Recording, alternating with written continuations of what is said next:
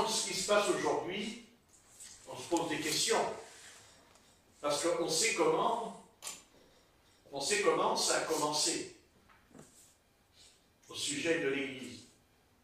On n'a pas besoin d'avoir atteint le XXIe siècle pour constater dans quel état, parce que ce qui est important dans notre vie, c'est notre état. On peut se lever le matin et on ne sait pas pourquoi, on est joyeux, on est content, puis le lendemain matin, on n'est pas content. Parce que c'est notre état. Et cet état, quand ça ne tourne pas rond en nous, tout ce qui se passe, c'est dû à notre âme. Parce que nous sommes toujours préoccupés par notre corps. Qu'est-ce que je vais boire, qu'est-ce que je vais manger, me chauffer. Vous voyez, c'est le corps. Mais Satan, lui, il n'en a rien à foutre de notre corps. Ça ne l'intéresse pas, notre corps. Le corps, il est matériel. Et lui, ce qui l'intéresse, c'est notre âme. Et ce qu'il veut, d'abord, il fera tout pour nous empêcher que notre âme entende déjà l'Évangile. Il fera tout pour que notre âme ne puisse pas se repentir.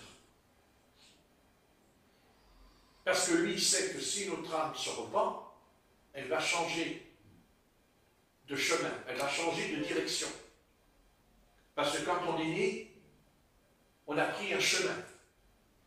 Et ce chemin, on ne l'a pas pris tout seul. D'abord, c'est nos parents qui nous l'ont fait prendre ce chemin. Mais comme nos parents sont perdus, ben on est perdu avec eux. Donc, ce n'est pas qu'une âme qui est perdue, c'est des familles entières qui sont perdues, c'est des peuples entiers qui sont perdus. Et Dieu sait qu'il ne pourra pas sauver tout le monde, il le sait. Il le sait. Mais il sait aussi ceux qui lui appartiennent. Parce que ce qui appartient à Dieu, appartient à Dieu. Pour l'éternité. Pas pour un temps. On n'est pas sauvé temporellement. Si on s'écoutait, on se laisserait carrément aller. Mais de toute façon, on se laisse aller. Et comme je dis tout à l'heure, l'Église n'a pas besoin d'attendre pour qu'elle chute, pour qu'elle tombe. Et même quand on pense en disant « Oh mais là, ce qui se passe aujourd'hui, c'est terrible. » Dans tous les domaines, c'est terrible. D'ailleurs, l'apôtre Paul avait dit dans Timothée, a dit à Timothée, que dans les derniers jours, un phénomène, une action de Satan très particulière, il a dit, les enfants seront rebelles à leurs parents. C'est une prophétie. Elle a été annoncée par l'apôtre Paul. Dans les derniers jours, les hommes seront fanfarons, hautains, orgueilleux, il a dit. Et il a dit les enfants. Quand il a dit les enfants, à l'époque, on n'y aurait pas cru, on n'y croyait pas. À l'époque, on ne croyait pas que les enfants ils allaient être rebelles. D'ailleurs, on va dire, jusqu'au début du XXe siècle, les enfants, ils n'étaient pas dans cet état. Et la société devrait lire la Bible, parce qu'ils sont toujours en train de nous dire que par la bouche des savants, des philosophes, ils essaient de nous apprendre des choses. Mais l'Ecclésiaste a dit, il n'y a rien de nouveau sous le soleil. Et que, en tout cas, il y a une chose qui est importante, parce que quand on parle beaucoup de la fin des temps, on va sortir ce que dit Luc 21, ce que dit Matthieu 24, ça, il y en a plein les prédicateurs, ça, il y en a plein les prédicateurs. Il y aura des guerres, des bruits de guerre, et j'en fais partie aussi, je suis dans la même tambouille, on va dire. Mais le Seigneur m'a dit, mais tu sais, il y a quelque chose qui démontre, c'est pas seulement qu'il y a la guerre ici, c'est pas ça qui est grave. C'est ce passage de l'apôtre Paul. Les enfants seront rebelles à leurs parents. Et même déjà dans l'Ancien Testament, l'Éternel avait dit malheur à la nation, malheur au peuple, dont le roi est un enfant. Malheur. Il dit malheur. N'est-ce pas? Et quand l'Éternel dit ne dis pas je suis un enfant à Jérémie, nous pensons que Jérémie avait 10 ans ou 15 ans, pas du tout. Jérémie avait déjà 30 ans quand l'Éternel lui a dit ne dis pas je suis un enfant. Il avait déjà 30 ans. Donc vous voyez que l'Éternel considère, et d'ailleurs dans la loi de l'adoption, c'est une loi qui est en rapport avec le Fils et le Père. Et la loi de l'adoption dans l'Ancien Testament, c'était une loi où, quand le Fils avait atteint l'âge de 20 ans, mais à 20 ans, il était encore un enfant. Vous voyez? Et on le faisait monter sur une estrade, il y avait tous les anciens et le peuple, l'assemblée d'Israël qui était là. Et le Fils montait sur l'estrade, et le Père disait à son Fils, je te donne l'héritage maintenant. Pas quand je vais mourir, maintenant. Tu as l'héritage. Et c'est exactement ce que le Seigneur a fait avec nous. Le Seigneur n'a pas dit, vous allez attendre que je revienne. Parce qu'on dit, le Seigneur est parti, le Seigneur revient. Mais il est parti pour que nous puissions prendre la relève. Il n'est pas venu nous sauver pour qu'on ne fasse rien du tout, qu'on attend, boire, manger, dormir, aller travailler, c'est fini.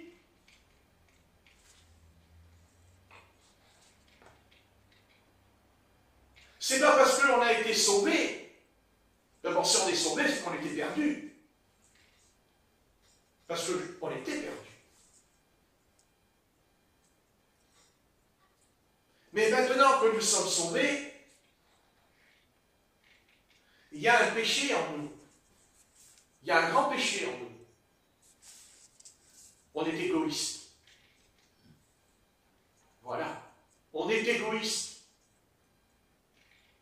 Et tout le monde est égoïste. C'est pour ça qu'on a du mal à donner. C'est pour ça qu'on a du mal à partager avec son prochain. Parce qu'on est égoïste. Mais on ne peut pas être heureux si on ne peut pas donner.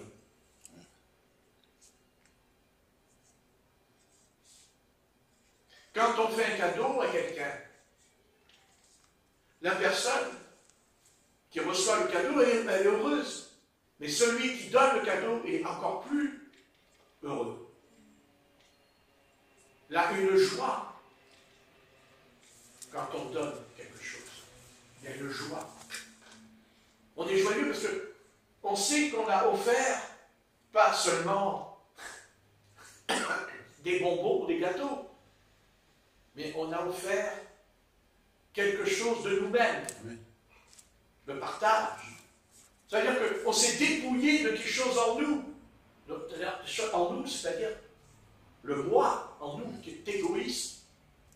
Et aussi, il y a un autre péché en nous qui est très grave. C'est l'hypocrisie. Le Seigneur a dit hypocrite aux pharisiens. Il n'a pas dit au petit garçon qui est possédé par un démon. Le Seigneur n'est pas venu vers le petit garçon. Ah, t'es possédé, t'es un hypocrite. Non. Il a dit ça à ceux qui enseignent. Il a dit ça à ceux qui étudient la Torah. Parce que les pharisiens étudiaient la Torah. Et d'ailleurs, le Seigneur leur a dit, vous connaissez tous les commandements. Vous les connaissez par cœur.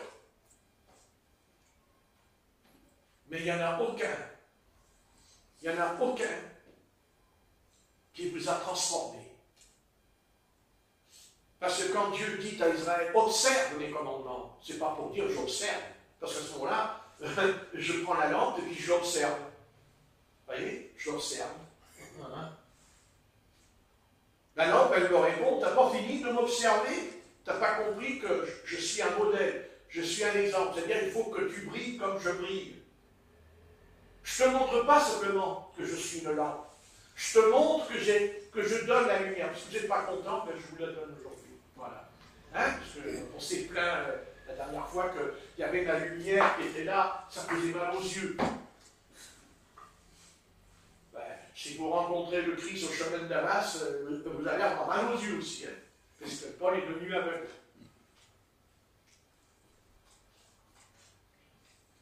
Nous ne sommes pas simplement une église. On n'est pas simplement un temple. On n'est pas simplement un tabernacle. D'ailleurs, à quoi sert un temple si le temple est vide? Il peut être rempli. Il peut y avoir des milliers de personnes qui rentrent dans le temple, dans le bâtiment. Ça fait bien. Mais quand on ressort exactement la même quand on est rentré. Donc pourquoi y aller? Puisque quand tu ressors, tu es la même personne quand tu entres.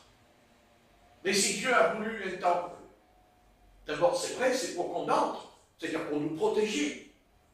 Le temple, il nous protège de l'extérieur. Mais ce n'est pas ça qui est important. Quand j'entre dans le temple, c'est pour rencontrer le Seigneur. Ce n'est pas pour rencontrer simplement une doctrine. Ce n'est pas simplement des commandements. C'est de rencontrer la personne qui les a mis en place. Car qui peut accomplir les 10 commandements? Il y en a 10. Je ne sais même pas si on est capable d'en faire un. Et d'ailleurs, même si on fait les 10, c'est tout à notre honneur, mais il dit, le Seigneur, c'est t'en as violé un, t'as tout violé tout. Parce que tu as violé un seul commandement. C'est ça que l'humanité ne veut pas entendre. L'humanité dit, oui, non mais, bien sûr qu'il y a un Seigneur. Mais alors, s'il y a un Seigneur, pourquoi vous ne croyez pas en lui, puisque vous dites, on sait qu'il y a un? Mais parce que c'est pas qu'ils ne veulent pas venir au Seigneur. Ils savent très bien que quand on vient au Seigneur, notre panier de fruits sera plein. Ils le savent. Ils le savent. Mais ce qu'ils ne veulent pas, c'est obéir. Obéir. Mais on ne peut pas obéir. On ne peut pas obéir si Dieu ne nous donne pas des lois. Dieu a donné la loi. Dieu donne. Si Dieu n'avait pas donné la loi sur la montagne du Sinaï, dans quel état serait l'humanité ce soir? Déjà qu'il y a la loi, mais seulement la loi, elle n'en veut pas, l'humanité. Et même son peuple Israël n'en veut pas non plus. Bien qu'ils disent la loi, la loi, la loi, la loi. Seulement le Seigneur, il dit, si tu regardes une femme et que tu la convoites dans ton cœur, tu as déjà commis un adultère avec elle. Donc ils vont vous sortir la loi. Tu ne commettras point l'adultère. Mais le Seigneur, il dit non. Il dit non. Le fait de la regarder, tu as déjà fait. C'est fait déjà. Ah, mais j'ai fait que regarder. Oui, mais elle aussi, elle a fait que regarder. Et on sait où ça l'a conduit. On sait où ça l'a conduit. C'est ça. Si Ève, Adam, avait écouté l'Éternel, quand l'Éternel lui a dit, vous ne mangerez pas, l'Éternel ne leur a pas demandé grand-chose. Il leur a même pas donné 2 commandements. S'il savait qu'il y en aurait 10 plus tard, remarquez, je veux dire, si Dieu a donné 10 commandements, c'est parce qu'ils en ont violé déjà un. Eh oui. Et violer, c'est être rebelle. Car on ne peut pas violer la loi. C'est comme le code de la route. quand on a grillé un feu rouge, quand on a grillé un stop ou un sens interdit, c'est parce qu'on est rebelle. On est rebelle, on désobéit à la loi. Mais Dieu s'y donne la loi. Si Dieu a donné des lois dans la société, c'est pour que la société n'aille pas en enfer. Parce que si on viole un feu rouge, ben on va en enfer. Oh! Ben, c'est comme ça. Pas pour nous, mais pour Dieu, oui. Parce que Dieu sait qu'il y a l'enfer. Et c'est même lui qui l'a créé. Et c'est tout à son honneur. Pour envoyer les méchants. Pour envoyer les impies. Imaginons-nous que nous sommes sauvés, que nous avons la vie éternelle, et maintenant on va s'en aller, et nous allons vivre avec eux. Alors que déjà, nous, sur la terre, on ne peut plus les supporter. Mais eux aussi, ils ne peuvent pas les supporter non plus. Parce qu'ils ne nous aiment pas. Nous, on les aime, mais on n'aime pas ce qu'ils font. C'est toute la différence entre eux et nous. Mais eux, ils feront le mal, et ils font le mal. Parce qu'ils ont reçu un esprit. Ils ont un esprit en eux.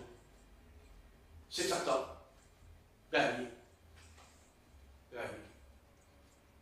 Dans l'Ancien Testament, quand on voit autant de rois, même des juges, qui ont été loin et qui tombent, comme le cas de Samson, qui tombe, le cas de Salomon qui tombe. Ils ne sont pas tombés parce qu'ils ont envie de tomber. Au départ, quand Dieu les oint, ils ne disent pas « Ah, mais je vais tomber, je vais aller dans le péché ». Au départ, ils sont loin, comment? Quand David était dans la montagne et qu'il gardait une brebis, Samuel a dit à Isaïe « Est-ce là tous tes fils ?» Il a dit non. Il en manquait. Samuel a dit c'est Eliab. L'Éternel a dit non, ce n'est pas Eliab. Ah ben si, c'est lui, il est grand et tout. Non. Non. Vous voyez? Si David n'était pas... Pourquoi David n'était pas là? Alors que Ésaïe a convoqué ses fils. Il dit, il y a Samuel qui arrive. Ils ont même préparé un sacrifice quand il est arrivé, Samuel. Et pourquoi ils n'ont pas fait venir David? Pourquoi ils n'ont pas dit à David de venir? Puisque Ésaïe a fait venir tous ses fils. Et Samuel a eu, vous voyez, est-ce là tous tes fils? Il dit, non, j'en ai un. Même c'est le dernier, c'est le petit, il est tout petit. Il a à peu près 17 ans. Il a 17 ans à peu près. Voyez, Satan a tout fait dans cette journée-là. Satan a tout fait pour que David ne soit pas là, parce que Dieu avait choisi David. Parce qu'il l'a choisi. Les autres, ils sont venus parce qu'ils n'étaient pas choisis. C'est pas vrai? Parce qu'ils n'étaient pas choisis.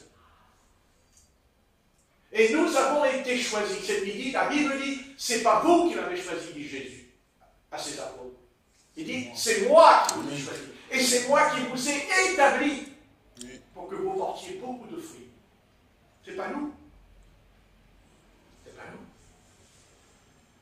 C'est parce qu'on a été élus. Ça nous dépasse. Des fois, on se dit, ça serait bien de ne pas être élu, parce qu'on pourrait faire tout ce qu'on veut. Mais on ne peut pas. Parce que l'élu, il a reçu le sceau de Dieu sur lui. Il a un sceau sur lui. Vous savez ce que c'est qu'un sceau? C'est comme un colis. Quand on envoie un colis, on met le sceau dessus. Vous voyez, il ne faut pas qu'on l'ouvre. Parce qu'il est défendu de l'ouvrir.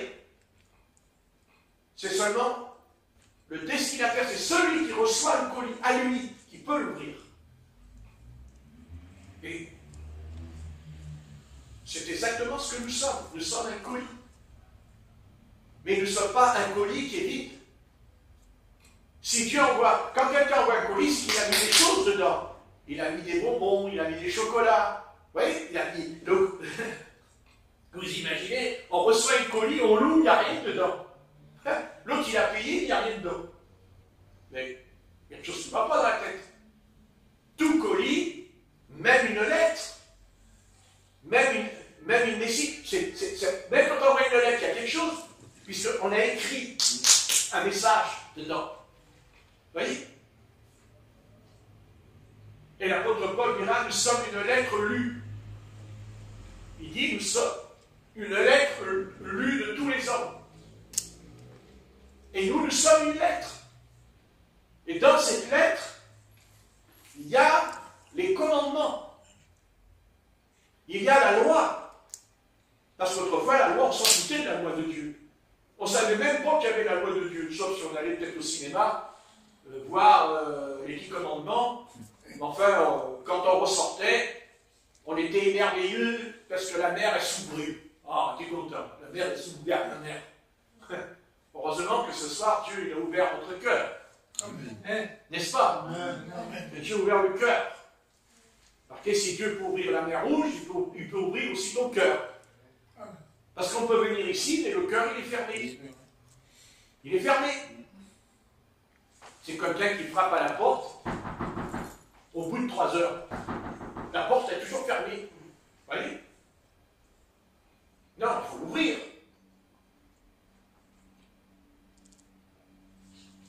Donc Dieu a ouvert notre cœur. Parce que notre cœur était fermé. Mais il l'a ouvert. Non pas nous. Il dit, ce n'est pas vous. Il dit, c'est pas vous qui m'avez choisi, il dit le Seigneur à ses disciples. Les disciples, ils étaient tout contents. Chassaient des démons, guérissaient les malades, ressuscitaient morts et tout. Ils sont tout contents. Le Seigneur dit, oh, calmez-vous. Calmez-vous. Calmez-vous. Oh non, non, Seigneur, nous, on est pour toi. On va même mourir pour toi. On va mourir. Ouais, dans le jardin de Sémété, il n'y avait plus personne. Il y a même un jeune qui s'est enfui, il était tout nu, il a pris son drap. Il a pris le drap, vous savez. Il s'est dit, je ne vais pas faire comme Adam, je vais marcher tout nu dans Jérusalem. Non. C'est le Seigneur qui ouvre la porte. Il l'ouvre. Oui.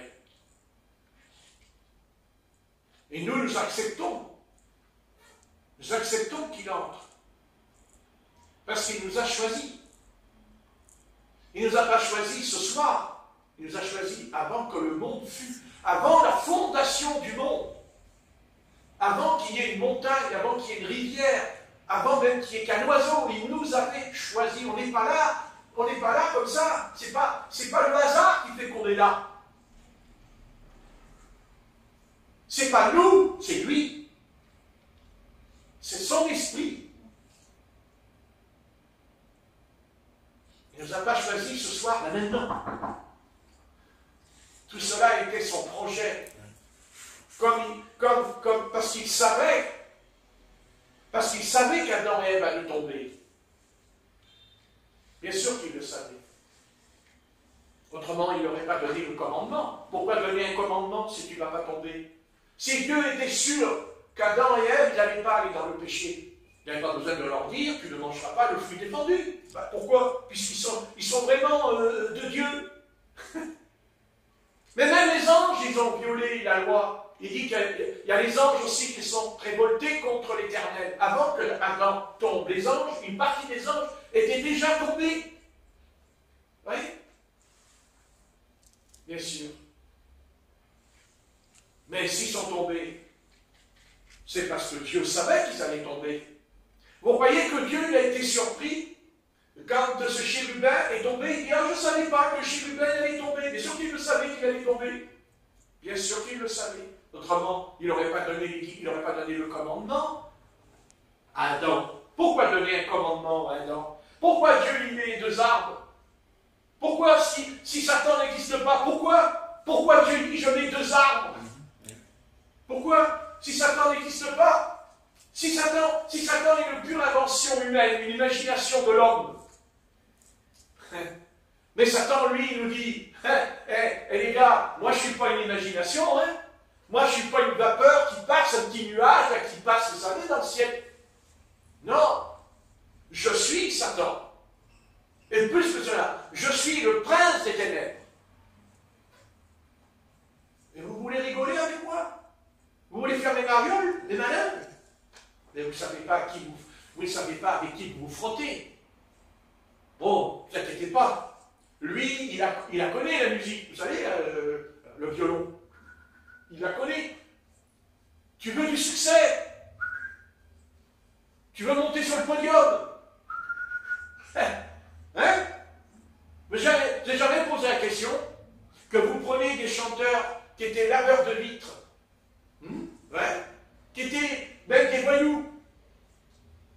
Comment expliquer comme l'acteur Stan McQueen, qui était un voyou? Un voyou, Stan McQueen. Un vrai voyou, il paraît. C'était terrible. Et pourtant, vous avez vu ce qu'il est devenu? Mais comment ça se fait qu'il monte comme ça?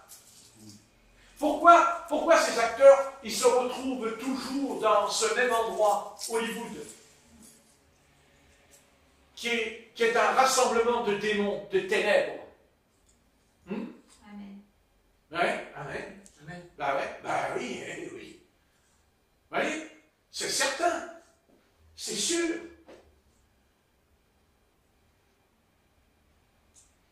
On n'est pas assez sobre, on n'est pas assez sérieux. On est trop léger. Nous avons une force ennemie, une puissance. S'il n'y avait pas cet ennemi, pourquoi il tombe du vélo? Pourquoi la dame, elle le fout en l'air? Elle n'a pas fait volontairement. Elle n'a pas dit, ce matin, je prends ma voiture, je vais balancer Georges en l'air. Tiens, ça me fera un peu de plaisir. Non. C'est Satan. C'est le diable. C'est certain. Eh oui. Bien sûr que Satan existe. Dieu existe. Mais Satan, lui aussi, existe. La seule différence, c'est que Dieu, lui, il se fait connaître. La différence, c'est que Dieu, lui, dit, moi, Dieu, il ne peut pas faire autrement de se faire connaître. Pourquoi? Parce qu'il est la lumière. Vous voyez, voyez la lumière, il ne peut pas. Il ne peut pas. Voilà, c'est clair. Là, voilà, Dieu n'est pas là. Oui, là, Dieu est là. Voilà, c'est ça, Dieu. Il a dit, Jésus-Christ, il a dit, je suis la lumière. Je suis la lumière du monde. Voilà. Mais Satan, lui, ne vous inquiétez pas, il ne va pas dire, oh, bonjour, je suis Satan. Oh, j'existe. Mais Satan ne dira pas qu'il existe. Il ne dira pas ça. Il ne dira pas à l'humanité, il ne va pas dire à l'humanité qu'il existe. Exactement. Oui, il éblouit, parce qu'il se déguise en ange de lumière. Ça, c'est pour les sectes. Parce qu'il y a aussi les sectes sur la terre. Il ne faudrait pas les oublier, les sectes. Ben oui, une secte, l'apôtre Paul dit, il y aura à la fin des temps des sectes de démons. Dans 1 Timothée 4. N'est-ce pas? Vous voyez ce que je veux dire? Bien sûr. Quand on est avec les inconvertis, quand ils ne sont pas d'accord, mais nous, on ne vous combat pas. On ne s'oppose pas à vous. Mais comment peuvent-ils comprendre l'Évangile? Comment comprendre l'Évangile? En citant les versets derrière les autres quand on prêche? Mais les philosophes, ils en font autant. Les hommes politiques aussi, ils en font autant. Mais alors, quelle est la différence? Mais il y en a une. Et il y en a une grande même. C'est que nous sommes sauvés. Nous sommes sauvés. Sauvés de quoi? Nous sommes passés de la mort à la vie, des ténèbres à la lumière. Et cette lumière, elle est en nous. Parce qu'avant de nous convertir, est-ce qu'on parlait comme on parle maintenant? Non. Est-ce qu'on parlait comme maintenant? Dans les conversations, est-ce qu'on disait le Seigneur? Est-ce qu'on disait le mot Seigneur quand on parlait? Est-ce qu'on citait les versets bibliques? Est-ce qu'on pensait à la Bible? Non. Peut-être qu'on avait une religion, mais elle masquait notre péché. Elle n'enlève pas le péché, la religion, elle le masque. Et Satan, il a un masque sur lui. Et même, il nous met un masque sur nous. Ça s'appelle le carnaval. Le carnaval. La comédie. La comédie, bien qu'on peut être un saint comédien, il n'y a pas de problème. Pas de problème. Au contraire, il vaut mieux être saint quand on est comédien. Parce que comme ça, tu peux tromper tout le monde. Tu peux leurrer tout le monde. Eh oui, ouais. La Stéphanie, elle me fait ça.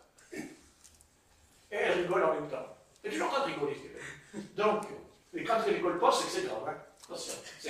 Là, ça veut dire qu'il y a la fin du monde qui arrive. Hein. Vous voyez ce que je veux dire?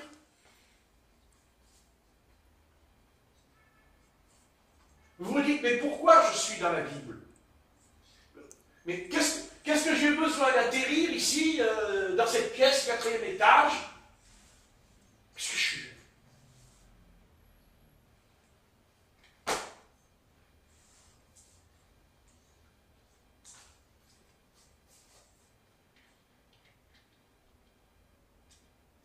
On va vous dire, après la mort, il n'y a plus rien. Il n'y a plus rien. C'est fini. Il n'y a plus rien. Mais ce n'est pas ce que dit la Bible. La Bible, elle dit quelque chose d'important. La Bible.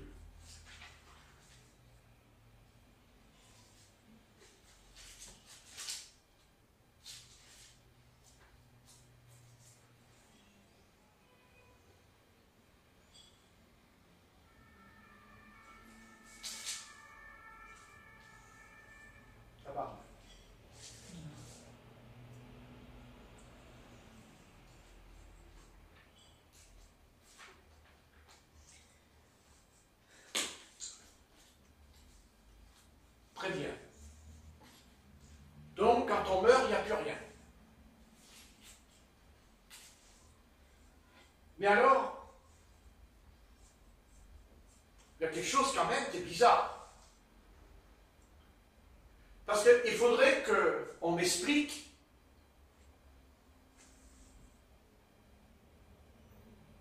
ce qui s'est passé sur la montagne de la Transfiguration.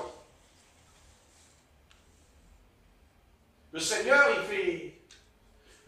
dit à Simon-Pierre, à Jacques et à Jean, venez. On va monter sur la montagne. S'ils avaient su ce qui allait se passer sur la montagne, je ne suis pas sûr qu'ils seraient montés. Hein. Ils vont monter sur cette montagne. Mais dans l'Ancien Testament, il y a aussi un homme qui est monté sur une montagne. Il monte sur une montagne, c'est Moïse, qu'on appelle la montagne du Sinaï. Il monte sur la montagne.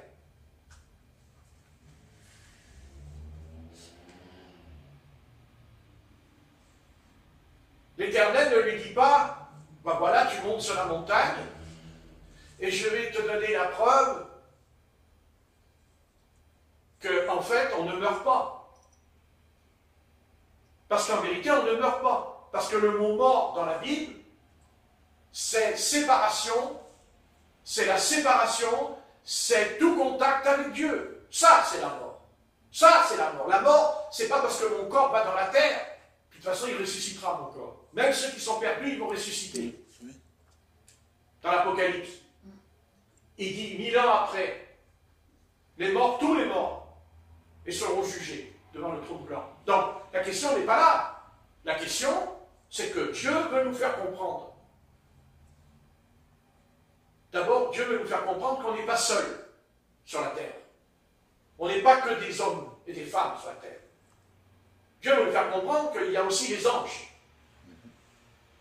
Dieu veut nous faire comprendre qu'il veut même que les anges viennent dans notre vie. Non pas pour les adorer, puisque l'apôtre Paul a mis en garde l'église de Colosse, où il y avait le culte des anges dans l'église. Non. Dieu veut nous apprendre. Dieu veut qu'on comprenne une chose. Nous avons deux manières de vivre. Et on peut l'accepter, on peut le refuser. Dieu ne nous forcera pas, en tout cas pas dans ce domaine. Parce que là, Dieu nous accorde une totale liberté. Est-ce que nous voulons vivre dans le naturel? Est-ce qu'on vit dans le surnaturel? Et Dieu n'est pas un être naturel. Bien qu'il est devenu humain. C'est intéressant de sa part. Mais Il est devenu un homme parce qu'il est amour, parce que c'est l'amour en lui. Parce qu'il s'est mis à notre niveau, c'est l'amour. Mais l'origine de Dieu, c'est esprit. L'origine de Dieu, c'est l'esprit. C'est-à-dire invisible. Invisible. Mais il peut se rendre visible. C'est ce qu'il a fait avec l'apôtre Paul sur le chemin de Damas. Il a entendu parler de Jésus de Nazareth. Et c'est Satan qui l'a animé. C'est Satan qui s'est animé. C'est lui qui a animé Saul de Tarse pour mettre en prison les frères et les sœurs et les enfants en prison. Donc, l'apôtre Paul, on peut lui poser la question, pourquoi tu mettais les hommes, mais pourquoi tu les mets en prison? Qu'est-ce qu'ils t'ont fait? Puisque tu ne crois pas que Jésus-Christ est le Messie, puisque tu dis que c'est faux, alors pourquoi tu les mets en prison, puisque tu dis que c'est faux? Quel est l'intérêt, puisque c'est pas vrai? Seulement, voilà. C'est Satan qui l'anime. C'est Satan qui l'a animé. Parce qu'en se débarrassant des chrétiens, on se débarrasse de Jésus-Christ. On se débarrasse du Fils de Dieu. Et c'est ça qui dérange Satan. Ça dérange Satan. Que Jésus est le Fils de Dieu. Ah! Alors ça le tourmente. Et même les démons l'ont dit dans la synagogue dans Marc au chapitre 1. Nous savons qui tu es. Tu es le Fils de Dieu. Et même, ils savaient, tu es le fils de David. Si ce n'est pas du surnaturel, il faut m'expliquer à moi. Comment un homme qui est possédé par un démon peut dire à Jésus-Christ de Nazareth qui rentre dans la synagogue le jour du Shabbat, nous savons qui tu es. Pourquoi es-tu venu nous tourmenter avant l'heure, vous direz? Avant. Pourquoi? Pourquoi? Vous voyez? Donc déjà, le Seigneur Jésus-Christ, quand Jésus-Christ nous a donné le Nouveau Testament, il nous a donné le Nouveau Testament. Et la première chose qu'il fera,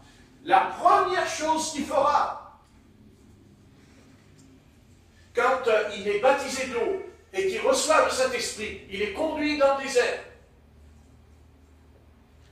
Et son Père Céleste est en lui, va l'amener sur un terrain qu'aucun prophète n'était capable, même si Moïse a jeûné. Et il a jeûné 2 fois, Moïse. 40 jours et encore 40 jours. Surtout parce qu'il a jeté les tables de la loi par terre. Ça lui a coûté cher, hein? Croyez-moi, la colère, parce qu'il s'est mis en colère. C'est la première fois qu'il se met en colère. Et cette colère ne l'a jamais quitté. Jamais. Parce qu'à la fin de sa vie, il va frapper le rocher. Quand Dieu lui a dit, tu pars au rocher. Vous voyez? Il monte sur la montagne, Moïse. Voilà, il monte. Et sur la montagne, il sera avec l'Éternel. Il est qu'avec l'Éternel. Il est toujours avec l'Éternel. C'est toute sa vie, l'Éternel. C'est toute sa vie, l'Éternel. Il en oubliera même Séphora. Il en oubliera même Séphora. Eh oui. Vous voyez? C'est un homme. Et quand Myriam l'a accusé avec Aaron, eh bien, l'Éternel les a convoqués dans la tente d'assignation. Il leur a dit, venez là tous les deux. Il a dit, taisez-vous, parce que lui, Moïse, mon prophète, lui, il prie, et même, il voit une représentation de l'Éternel. Œil à œil, bouche à bouche, je lui parle. Vous vous rendez compte? Ça n'a pas empêché quand même de tomber à genoux par terre dans le camp et de pleurer comme un enfant parce qu'il voulait le tuer. Vous voyez? Vous voyez, on peut monter sur la montagne et être des choses énormes de Dieu. Et après, on redescend en bas. Et on redevient un homme, on redevient un humain. La chair. Eh oui. Alors maintenant, je n'ai pas perdu le sens de ce que j'ai dit. Le Seigneur dit, venez avec moi, on va monter sur la montagne. Et dit, allez, venez les trois là. On monte sur la montagne. Il dit, bon, monter sur la montagne, non. bon, on sait ce qui nous attend. Hein. Et non, j'attends. Hein. Il va falloir prier. Peut-être quand ils étaient sur la montagne, peut-être qu'ils ont dit, Seigneur, est-ce que c'est pas l'heure de rentrer? Il faudrait rentrer quand même. Ah, il faut que je rentre. Ben, s'ils avaient rentré, le Seigneur leur aurait dit, allez, allez. Mais ils auraient passé à côté. Ils auraient loupé quelque chose. Ils seraient passés à côté de quelque chose. C'est-à-dire la preuve que la mort dans le sens de la mort que c'est fini, c'est faux. Parce que, à un moment donné, il y a Élie et Moïse qui arrivent. Il y a Élie, Moïse qui est là. Mais oui, ah bon, d'où ils viennent eux? C'est l'intelligence artificielle qui les a fait venir. Hein? C'est intéressant, tiens. L'intelligence artificielle a fait venir Moïse et Élie. Hein? Comme avant-hier, au milieu de port, il y avait tous les trucs, les lumières. Ils ont, non, mais attendez, ils ont dit que c'était l'intelligence artificielle qui a fait ça. Oui. Vous voyez? Alors, je ne vous dis pas ce qu'ils vont faire de nous, hein, avec ça. Vous voyez? Non, ce n'est pas l'intelligence artificielle. Non. Quand vous allez mourir, vous verrez, que le vouliez ou pas, vous verrez, après votre départ, vous verrez. C'est-à-dire soit les démons, soit les anges. Vous les verrez. Vous allez les voir. Oui.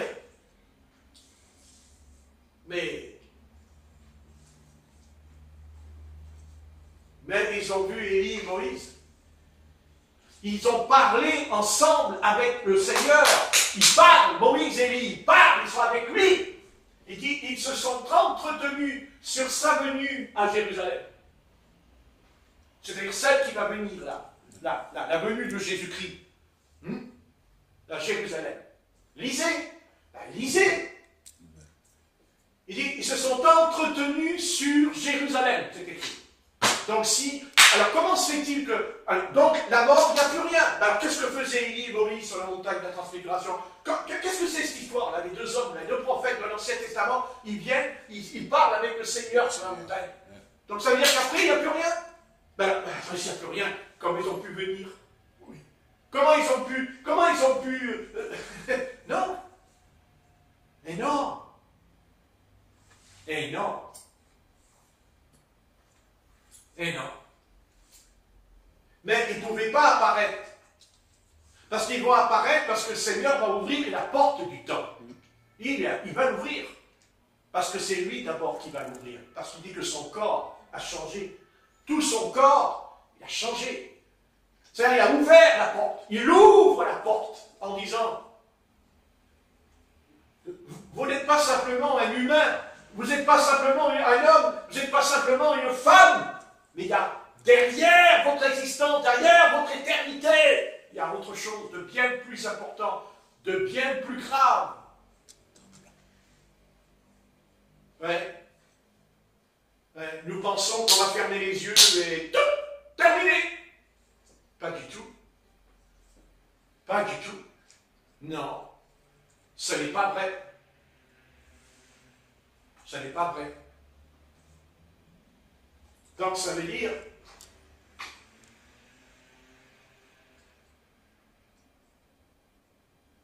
que si vos parents sont sauvés, vous les reverrez. Amen. Et s'ils sont perdus, vous ne les reverrez pas. Non. Parce qu'ils sont en enfer. Et qu'entre l'enfer et le paradis, il y a un abîme. C'est ça qu'il faut arriver à bien comprendre ce soir. La rigolade, elle s'arrête. Et il faut être fou. Il faut être rempli de folie. Parce qu'il n'y a pas pire folie de ne pas venir au Seigneur. De ne pas se convertir, de ne pas donner. C'est terrible. Car c'est trop tard. de l'autre côté, c'est trop tard. C'est fini. Parce qu'on ne revient pas sur la terre. Car il est réservé à l'homme de vivre et de mourir une seule fois. Et si Dieu a permis que Élie et Moïse apparaissent sur la montagne de la transfiguration, si Dieu a permis ça, c'est pour nous dire, vous voyez, que après,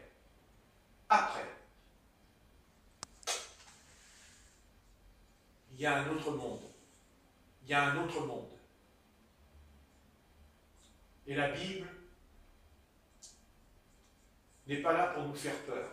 Elle n'est pas là pour faire peur, la Bible. La Bible, c'est une trompette qui sonne. Vous savez ce que c'est qu'une trompette? Hein? Une trompette, quand elle sonne, c'est pour nous réveiller, parce qu'on dort. Et Dieu veut nous réveiller et nous faire prendre conscience que notre vie ne tient que par un fil, que nous sommes poussière et tu retourneras dans la poussière. Mais ton âme, elle ne reste pas dans la poussière, ton âme. Non. Non, non. Pense à ton âme. Pense-y. Quand tu mens, c'est ton âme. Quand tu triches, c'est ton âme. Quand tu voles, quand tu tues, c'est ton âme. Cette âme-là, Dieu, il va te redemander des comptes à ton âme. Il va te dire, viens là.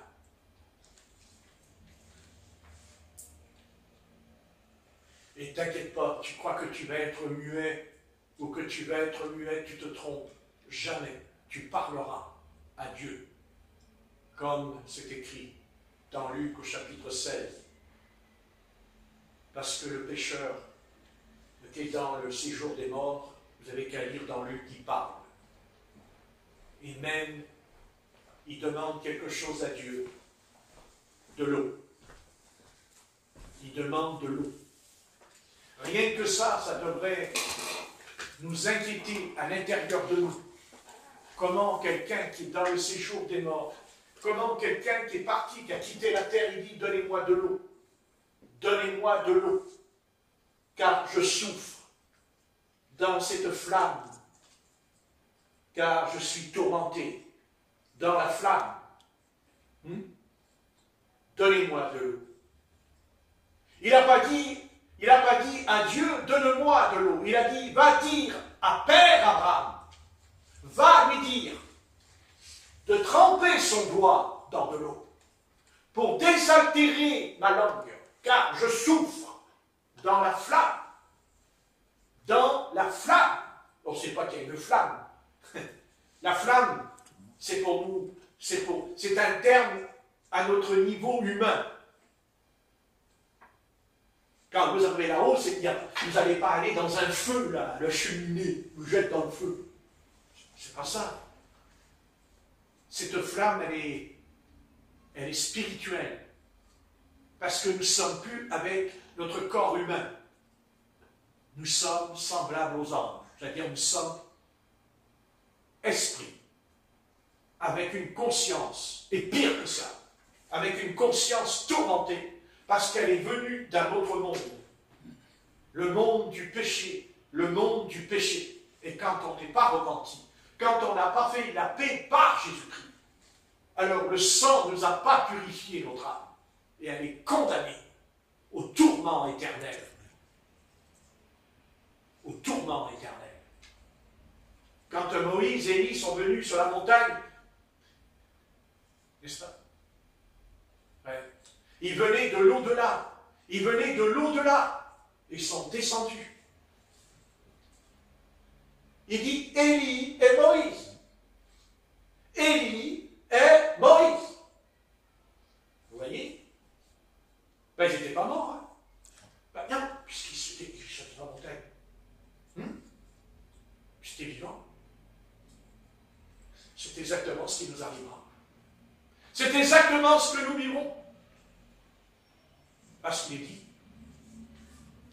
Aux noces de l'agneau, nous serons assis à table avec Abraham, Isaac et Jacob. Ah oui. Alors qu'on ne vienne pas nous dire, après c'est fini. Non, c'est pas fini. Non, tout commence. Parce que c'est là que vous entrez dans l'éternité. Et là, vous entrez dans l'éternité. Parce que là, ce soir, vous n'êtes pas dans l'éternité. Non. On l'a lu hier. Combattez le bon combat et saisissez la vie éternelle, vous avez lu. Vous vous rappelez? Saisissez la vie éternelle. Pour l'instant, on saisit. On reste attaché à la promesse. Mais après, de l'autre côté, il n'y aura pas, de l'autre côté, il n'y a pas de marchand. Il n'y a pas le marchand. Le marchand, c'est celui qui dit, tiens, le tapis, je te le vends 10 euros. Le tapis, je te le vends 50 euros. Ça, c'est les marchands. Mais pas l'autre côté. L'autre côté, il n'y a pas de marchand. L'autre côté, il n'y a pas de transaction. Il n'y a pas, je vais m'arranger. Oh oui, mais je suis un pauvre pécheur et tout. C'est pas de ma faute et mes parents. Dieu dira, le Dieu dit, qu'est-ce qu'il dit Dieu aux riches? Ici, c'est pas la même chose. Il lui a dit, c'est pas la même chose. C'est pas ça? Ah oui. Dans Luc 7, vous direz. Je vous conseille de lire ça souvent. Ça vous aidera à ne pas faire des bêtises. Hein? Ça rafraîchit la mémoire, quoi. Luc 16.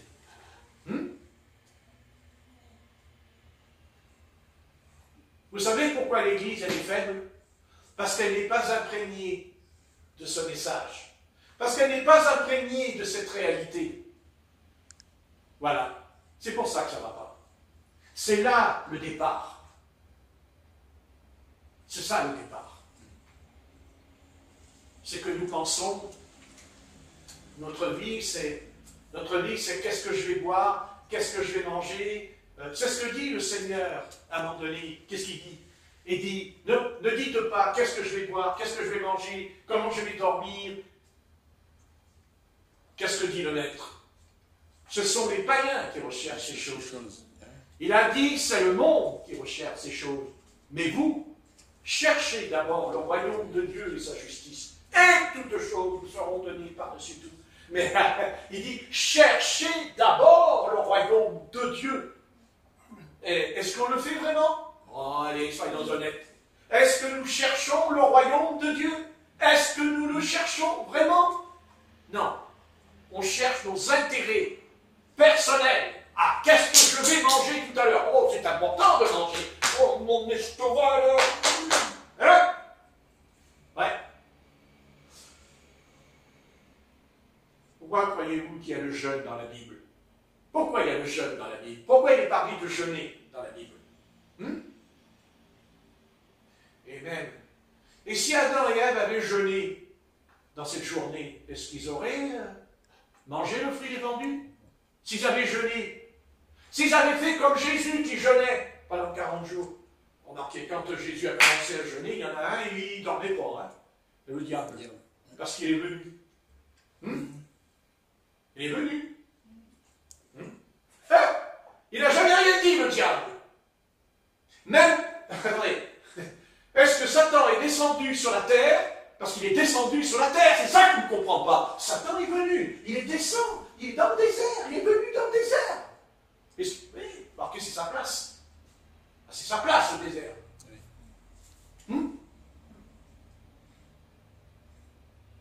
Mais voilà.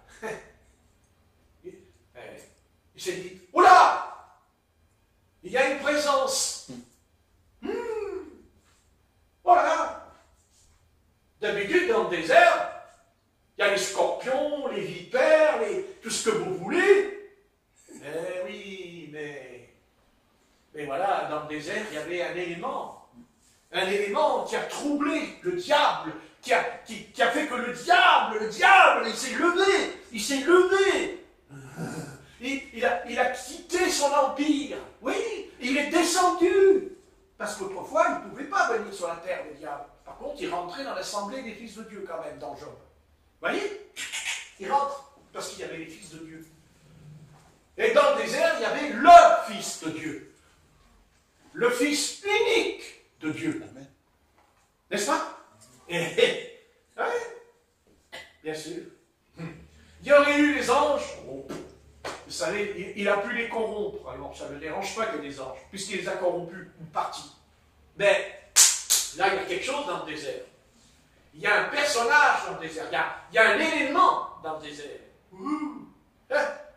Alors bien sûr, il dit que Jésus n'avait ni beauté ni éclat pour attirer le regard. Alors vous le savez, hein, c'est pas ça qui a dérangé Satan. En tout cas, c'est pas par son... il dit qu'il n'y avait ni beauté ni... Alors, qu'est-ce qu'on va... Hein, Satan qui en a à foutre. Mais par contre,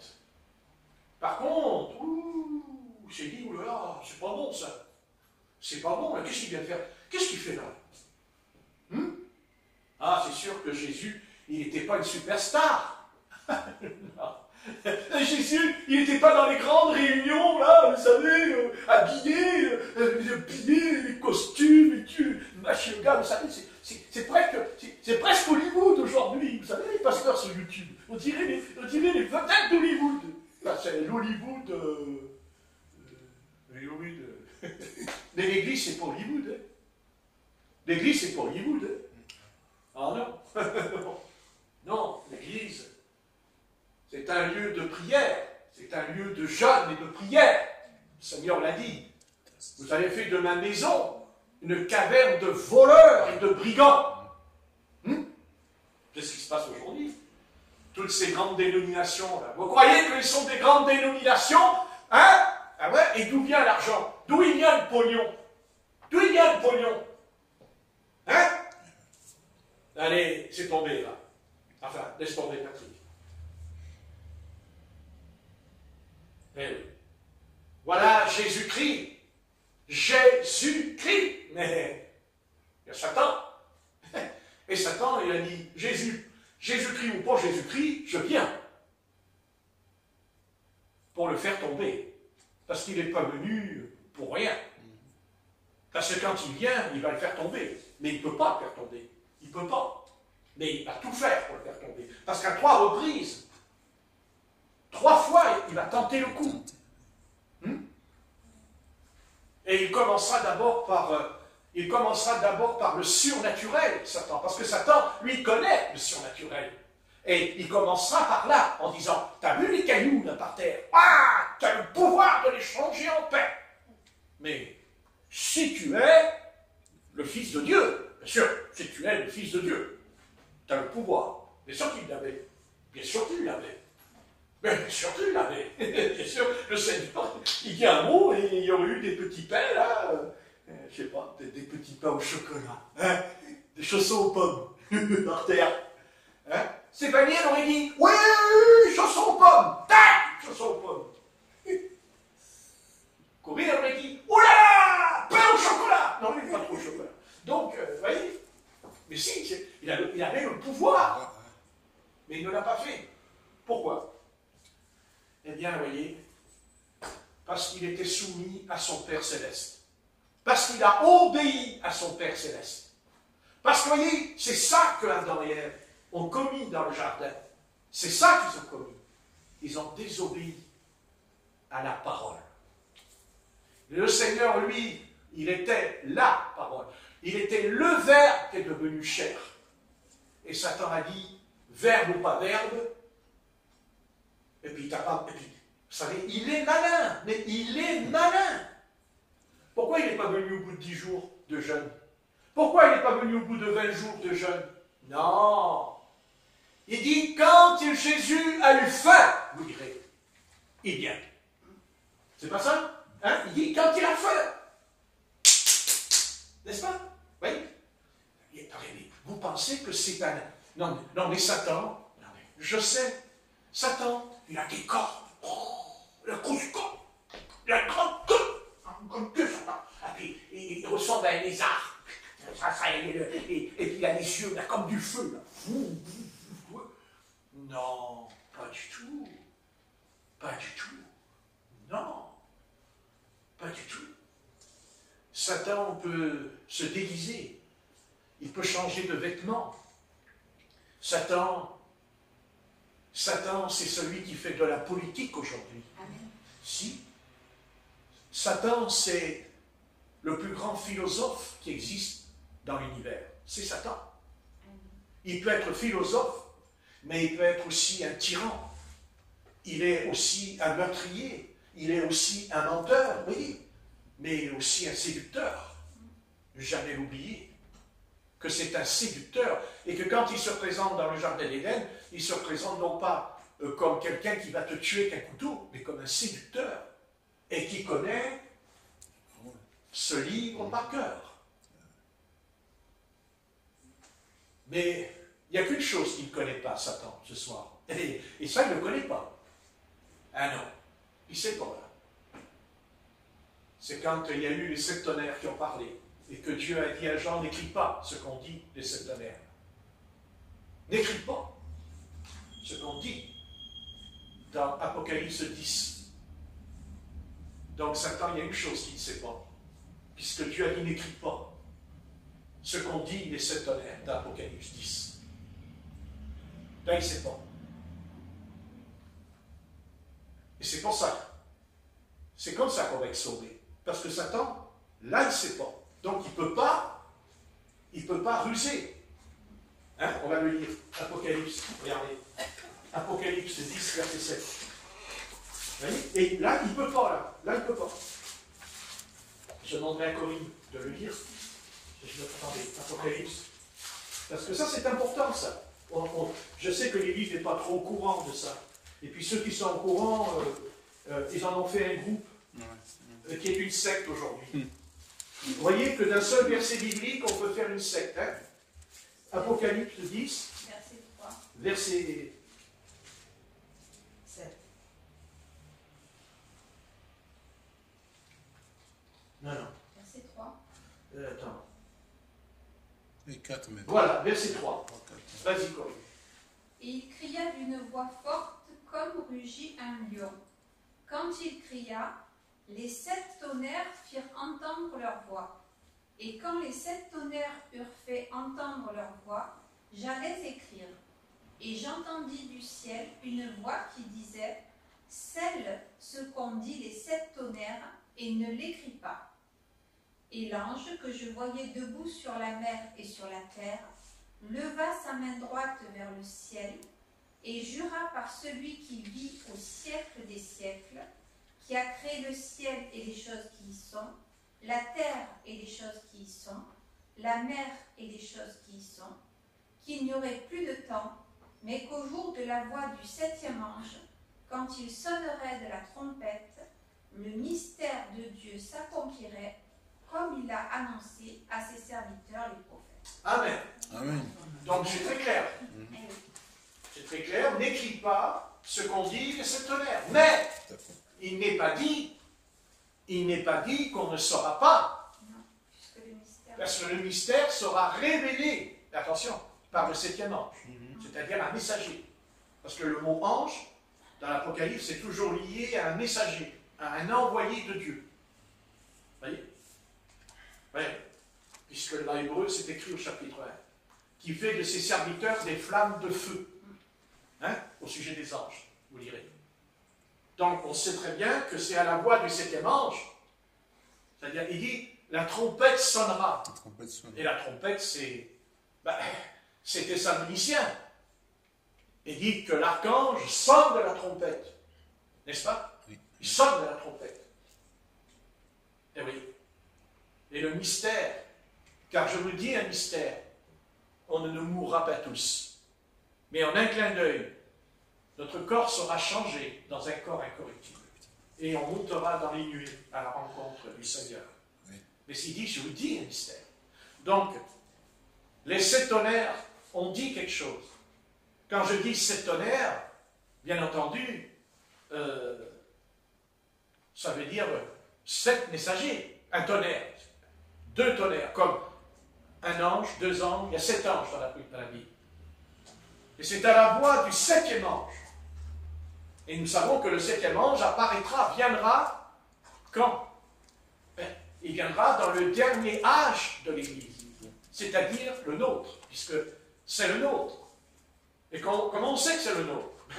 Mais parce que le Christ dit à l'Église de l'Odyssée, tu dis que tu es riche, mais tu es pauvre. Tu dis que tu vois, mais tu es aveugle. Tu es ni bouillant ni froid, mais tu es tiède. Et jamais Église n'a été cette Église dans laquelle les choses se passent aujourd'hui, ce qu'on appelle l'apostasie. L'apostasie, quand on dit l'apostasie, c'est dans le monde. Non, l'apostasie, c'est l'Église. L'Église apostate, c'est l'Église qui fait un mélange. C'est l'Église qui a un pied dans le monde et un pied avec la Bible. Mais c'est ce que dit l'Éternel par la bouche de Moïse à Israël. Jusqu'à quand allez-vous clocher les deux pieds? Vous voyez ce que je veux dire? Vous voyez? Donc, il y a des choses que Satan ne sait pas.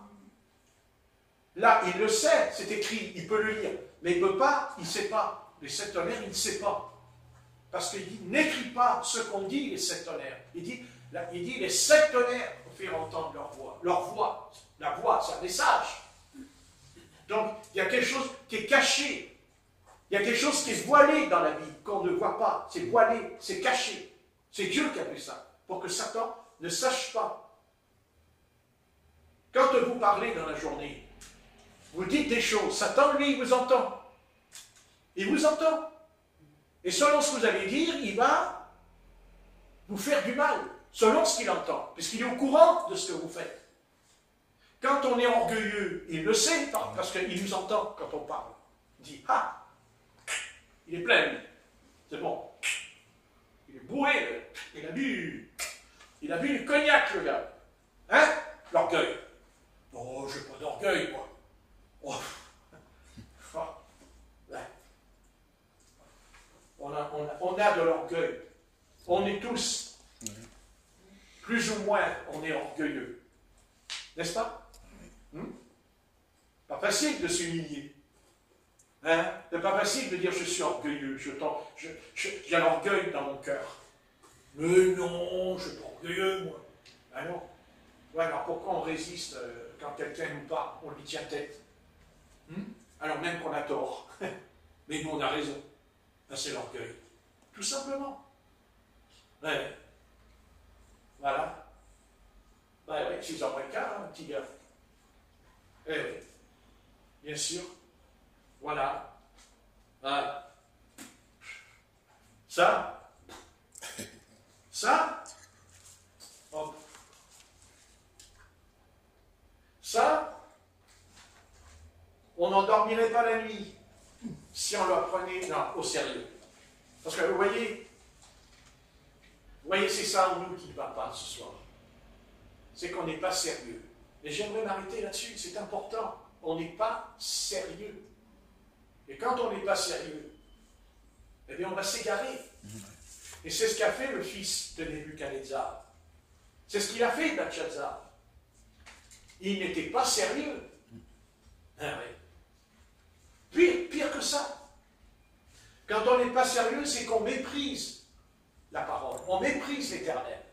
Et c'est ce que fera Belshazzar. Il dit, allez prendre des coupes de l'Éternel et mettez du vin et buvez avec.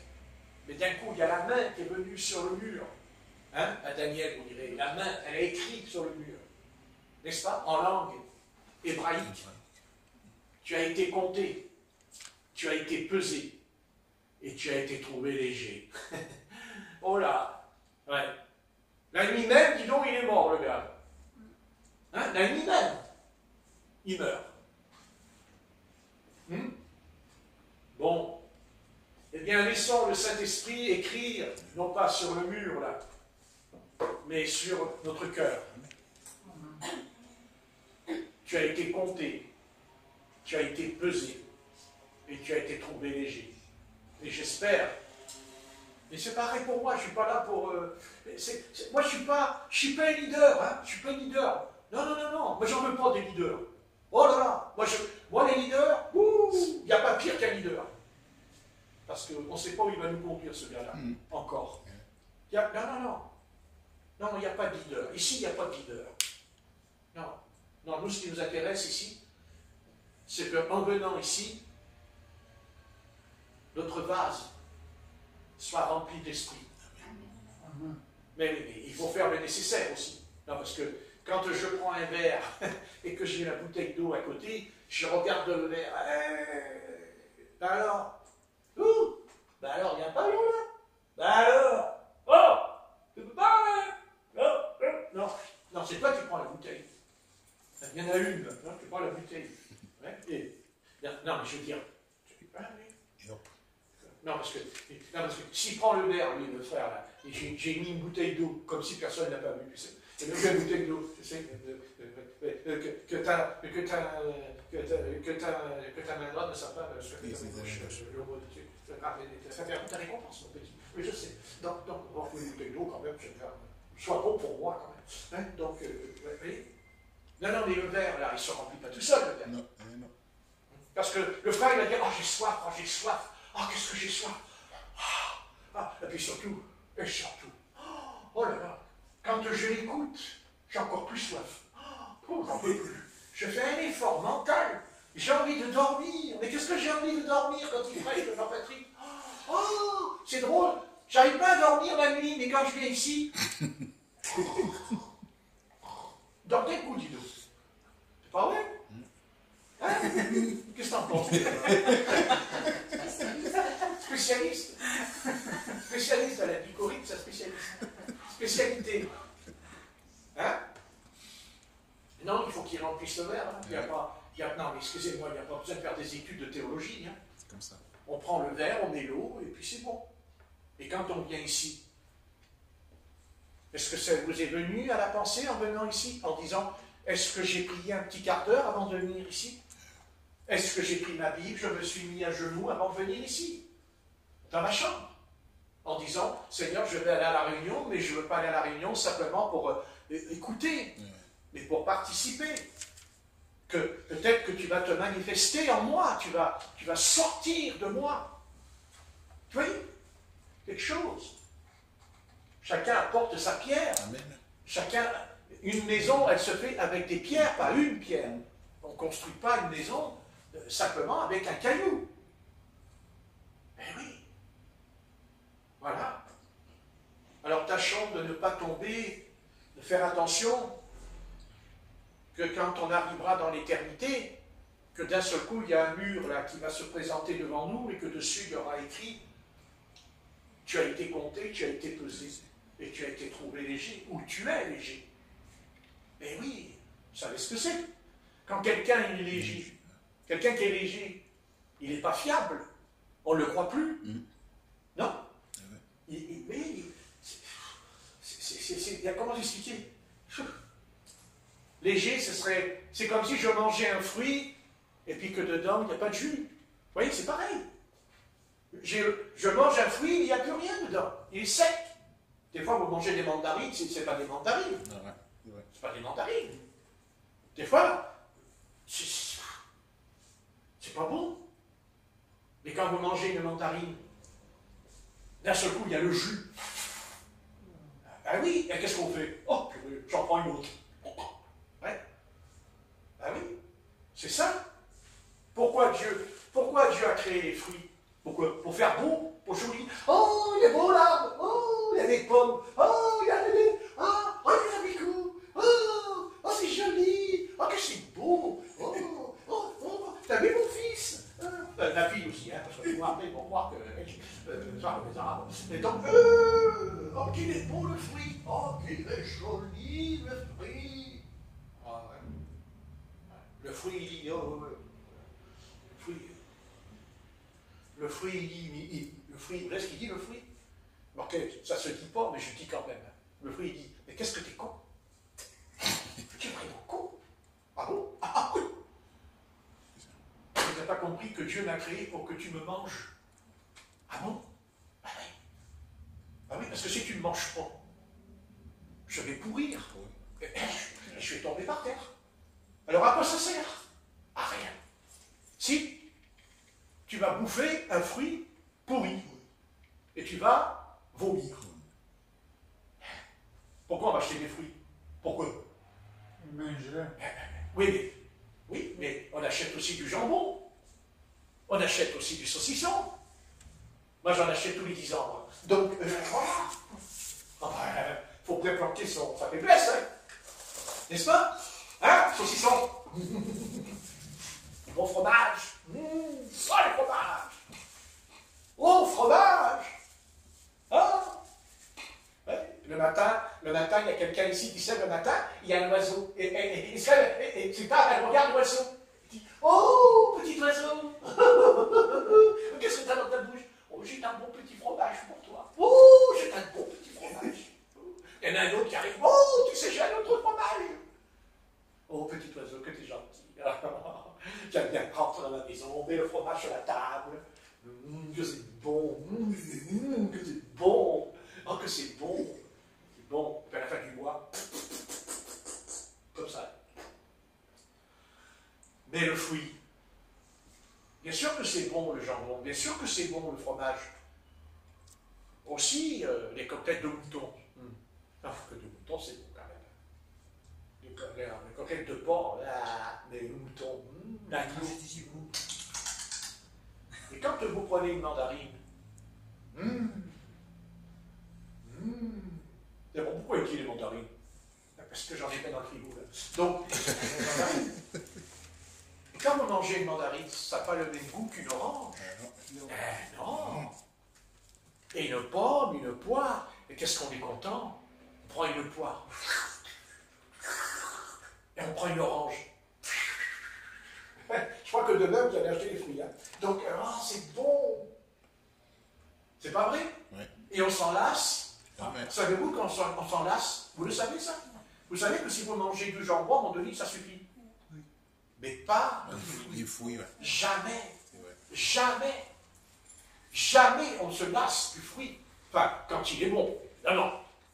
Jamais. Hein? Un bon melon. Un bon melon. C'est bon. Une bonne pastèque. Mais la pastèque, c'est pas un fruit. C'est un légume.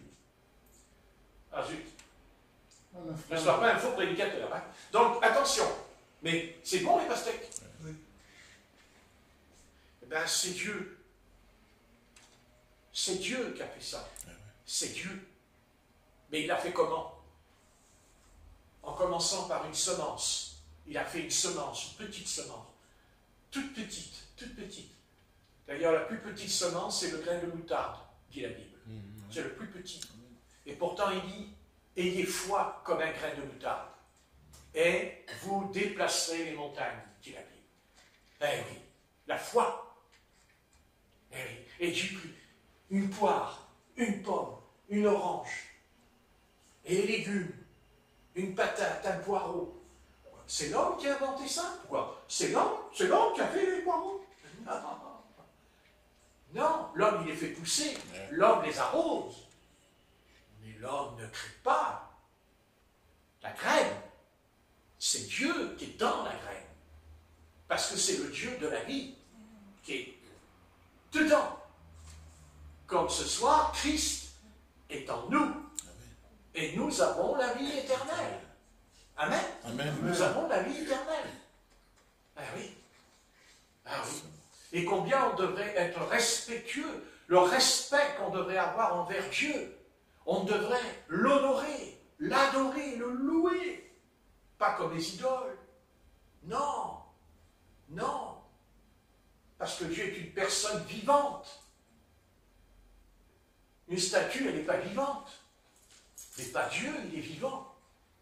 Parce qu'il est esprit, et que nous aussi, nous sommes un esprit qu'il a créé, appelé les fils de Dieu. Et les filles de Dieu. Ben oui.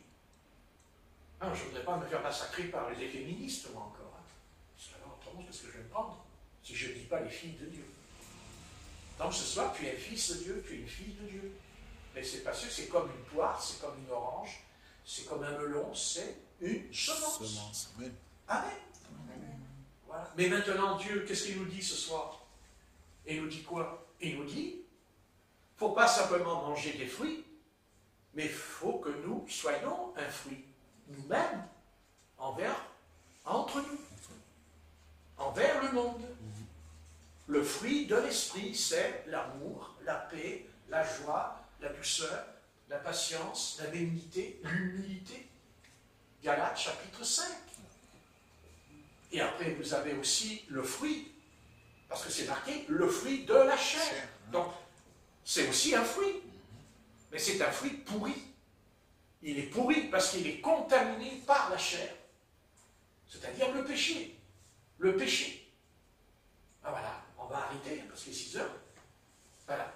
J'espère que ça vous a un peu fait du bien, que ça vous encourage, que, voilà, que ce soir, genre, il va rentrer chez lui avec sa maman.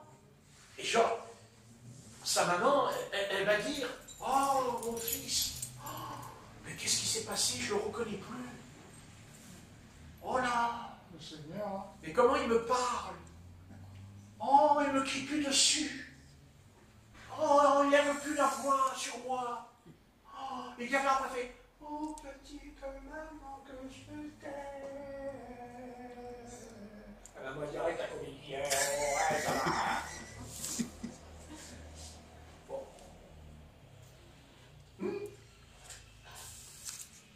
Dieu te voit, fils. Dieu te voit. Bien sûr qu'il te voit. Voilà, alors ayons le fruit de l'esprit. Amen. C'est ce que l'apôtre Paul nous enseigne dans les Galates. Vous vous rendez compte ce que Paul a enseigné dans les Galates au chapitre 5, dans lequel comment un homme peut enseigner de telles choses? Quel est c'est-à-dire, même Pascal n'aurait pas pu. C'est-à-dire, ni Platon, ni Aristote n'auraient pu enseigner ça comme l'a fait l'apôtre Paul. Vous vous rendez compte? Mais est-ce que vous vous rendez compte la connaissance, la puissance de la connaissance, cette chose en lui? Oh là là, le fruit de l'esprit, c'est l'amour, la paix. Oh, et dans 1 Corinthiens 13, même quand je parlerai en langue, quand je prophétiserai, même si je donne mon corps pour être brûlé sur le bûcher, si je n'ai pas l'amour, je ne suis rien. Waouh! Si je n'ai pas l'amour, je ne suis rien. Et ça, vous savez, on peut prier parce que de l'amour, on en manque. Hein. Non? Je ne sais pas ce que vous en pensez. Oui. On en manque de l'amour. D'ailleurs, on se demande si on s'aime soi-même, des fois. Seigneur, nous te remercions pour ces instants